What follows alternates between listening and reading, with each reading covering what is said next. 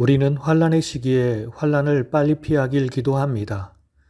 그러나 환난을 빨리 피하는 것보다 중요한 것은 주님의 마음을 알고 주님께 돌아가는 것입니다. 오늘 이 하루가 우리를 향한 주님의 사랑의 마음을 알고 주와 동행하는 복된 하루가 되길 예수님의 이름으로 축원합니다.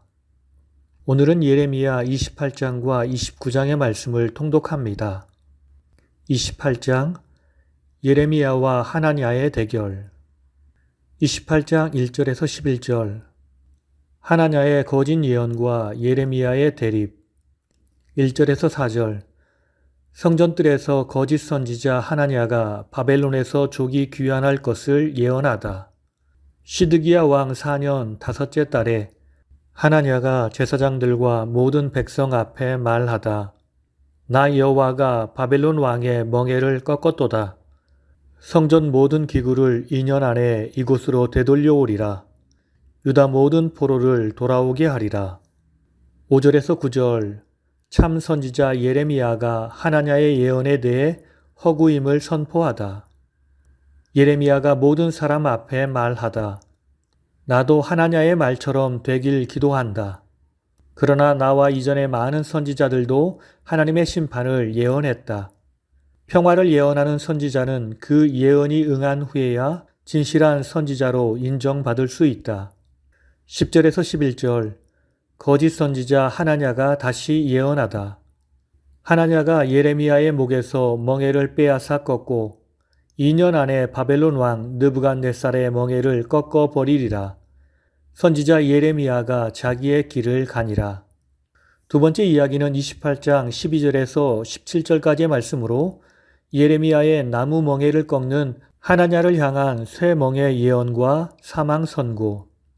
12에서 14절 거짓 선지자 하나냐를 향한 여호와의 쇠 멍에에 비유된 바벨론 통치 예언 전달 명령.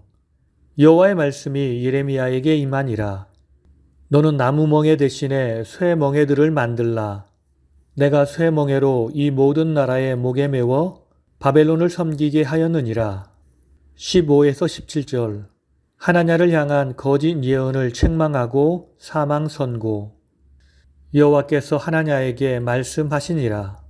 내가 너를 보내지 아니하였거늘 내가 이 백성에게 거짓을 믿게 하는도다. 너는 금년에 죽으리라. 선지자 하나냐가 그의 7째 달에 죽었더라. 거짓 선지자와 참 선지자가 대립하고 있습니다. 사람들은 거짓 선지자라 해도 자기에게 좋은 예언을 하는 사람을 좋아합니다. 이처럼 예레미야는 대다수 사람에 의해서 환영을 받지 못했습니다. 그러나 예레미야는 하나님과 동행하는 사람이었고 하나님의 뜻을 전달하는 참 선지자였습니다. 29장 바벨론에 정착하여 살라. 첫 번째는 29장 1절에서 23절 말씀으로 바벨론 포로 유다인들에게 정착을 권고하다. 1절에서 3절 서신의 작성자, 수신자, 전달자, 발송 시기. 예레미야가 바벨론의 포로로 끌려간 장로들과 제사장들과 선지자들과 모든 백성에게 편지를 보냄. 사반의 아들 엘라사와 힐기야의 아들 그마랴 편으로 전달됨. 4절 만군의 여호와께서 말씀하시는 말씀이라. 5절에서 14절 바벨론 정착 권고와 70년 후에 포로 귀환 약속 등의 서신 전반부. 5절에서 7절 현재 거류하고 있는 바벨론의 정착 권고. 너희는 집을 짓고 거기에 살며 아내를 맞이하여 자녀를 낳으라. 사로잡혀 가게 한 그 성읍의 평안을 구하고 그를 위하여 여호와께 기도하라. 그 성읍이 평안함으로 너희도 평안함이라. 8절에서 9절 거짓 선지자들에 대한 경계 촉구. 너희 중에 거짓 선지자들과 점쟁이에 미혹되지 말라. 내가 그들을 보내지 아니하였노라. 10절에서 14절 70년 후에 포로 귀환과 선민 축복의 회복 약속.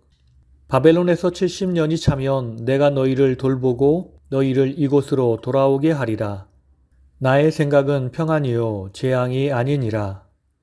너희에게 미래와 희망을 주는 것이라. 너희가 기도하면 나를 만나리라.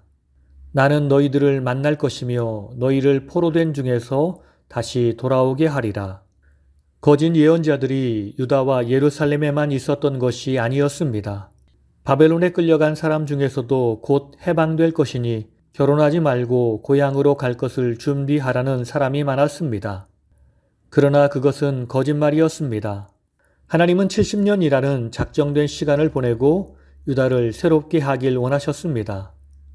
우리는 항상 겸손하게 주의 뜻에 순종해야 합니다. 우리의 생각과 다른 하나님의 섭리와 인도하심이 있어도 주님을 믿고 순종하며 살아야 합니다. 오늘 말씀을 통해서 주시는 교훈은 첫째로 진정한 자유를 맛보는 유일한 길은 자원하여 순종의 멍에를 매는 것입니다. 28장 13, 14절을 보면 유다는 하나님께서 지워주시는 나무 멍에를 매지 않으려고 거부하였다가 쇠 멍에를 매게 되었습니다. 우리는 나무 멍에를 거부하였다가 쇠 멍에를 쓰게 된 유다의 고통이 얼마나 심각한 것이었는지 알고 있습니다. 예루살렘 성과 성전은 파괴되고 백성들은 살육을 당하였으며 포로로 끌려가야 했습니다. 그들이 미련하고 교만하여 나무 멍에를 매지 않았기 때문입니다. 그들은 끊임없이 자유를 추구하지만 그 길의 끝은 무거운 짐을 지는 삶뿐입니다. 그러나 우리가 자원하여 예수 그리스도와 함께 고난의 현장으로 들어가면 주님께서 나의 멍에를 메고 가심으로 우리의 멍에는 쉬운 멍에가 될 것입니다. 그러므로 우리는 자원하여 주님이 우리에게 맡기신 멍에 십자가를 지고 가야 합니다. 그것도 기쁨으로 지고 가야 합니다. 그럴 때 우리는 주 안에서 행복을 누릴 수 있습니다. 두 번째, 하나님은 죄인을 찾아오시고 만나시는 하나님이십니다. 13절 말씀을 보면 너희가 온 마음으로 나를 구하면 나를 찾을 것이요 나를 만나리라 라고 말씀하셨습니다. 이는 마치 인간이 하나님을 열심히 찾으면 하나님을 찾아 만날 수 있다는 것처럼 보입니다. 그러나 죄인으로서 인간은 아무리 열심히 하나님을 찾아도 스스로 하나님을 찾을 수 없습니다.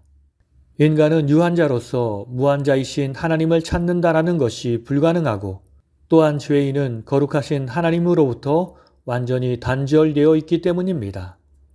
인간은 근본적으로 하나님을 찾으며 살 수밖에 없는 존재입니다. 그것은 인간이 하나님의 형상으로 지음을 받았기 때문입니다. 그래서 사람들은 나름대로 하나님을 찾고 있습니다. 하지만 사람들의 노력으로 하나님을 만날 수는 없습니다. 기독교는 유일하게 하나님이 보여주시고 가르쳐 주셔서 곧 하나님의 계시로 시작된 종교입니다.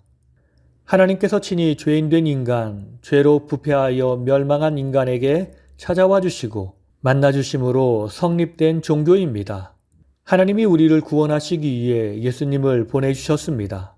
그러므로 우리는 우리에게 계시된 예수님, 곧 성경을 통해서 주님을 계속 만나며 교제해야 합니다. 그럴 때 우리가 주님을 만날 수 있습니다. 오늘 이 하루가 날 찾아오시는 주님을 성경에서 만나고 삶에서 만나는 은혜의 하루가 되길 예수님의 이름으로 축원합니다. 다 함께 기도하시겠습니다. 항상 우리를 사랑하셔서 우리에게 아름다운 것, 행복한 것을 주시길 원하시는 주님. 우리는 그런 주님의 마음을 알지 못한 채 주님께서 우리에게 요구하시는 길에 순종하지 못하고 내가 좋은 길, 편한 길, 육신의 길, 욕심의 길을 쫓아갈 때가 많았습니다. 이 길은 분명 처음에는 좋아 보이나 우리를 죽이는 길입니다. 그러나 주님께서 내게 보여주시는 길은 보기에는 힘든 일이지만 그 길은 생명과 평안의 길인 줄 압니다. 그러므로 항상 우리가 주님이 원하시는 길을 가게 하옵소서. 십자가를 지고 주님을 쫓는 주의 제자로 살게 하옵소서. 이렇게 우리가 주 안에서 십자가를 지고 가면 주님은 항상 우리에게 주님의 모습을 보여주시며 길을 가르쳐 주시는 줄 압니다. 그러므로 우리는 두려워하지 않게 하시고 항상 우리와 함께 하시는 주님의 손을 잡고 세상을 이기며 살게 하옵소서.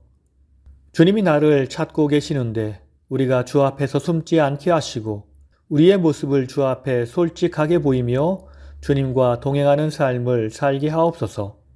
나의 힘과 능력 되시는 예수님의 이름으로 기도드립니다. 아멘.